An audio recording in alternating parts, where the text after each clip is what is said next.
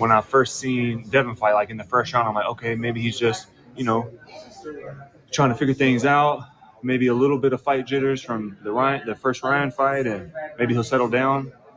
But after 12 rounds of that, you can't have nervous energy and do that for 12 rounds.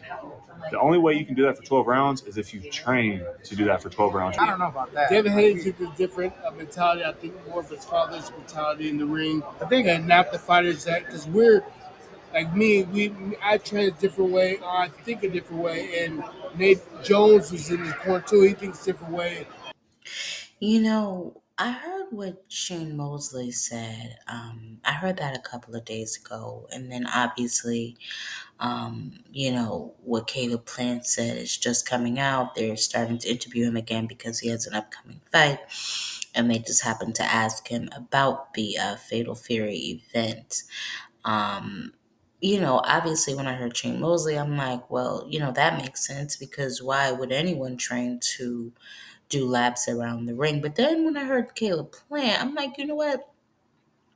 Maybe Bill and Devin did have a plan that only they constructed, that they only knew about in order to win that fight. Because, and I've said it, several times, Devin was not interested in engaging at all in that fight. Um, Again, I don't know if it was he wanted to shake the ring rust off or whatever the case may be, but that performance was absolute garbage. Um, so I'm gonna go with probably both. While he trained with Shane Mosley, he picked up a couple of tips that he thought would be useful to him. But when him and his father were alone in that gym, I am pretty sure that this was the game plan being worked on. The 12 round just survive. And I get it, right? Like the plan was to, get past Ramirez and get to the Ryan Garcia rematch, right?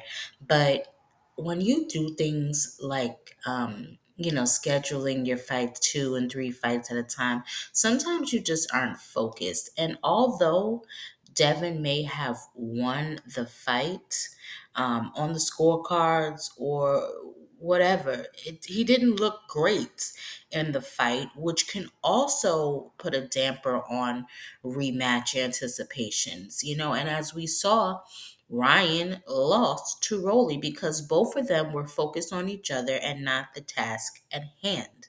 Until next time, y'all know what to do. Catch me on a panel.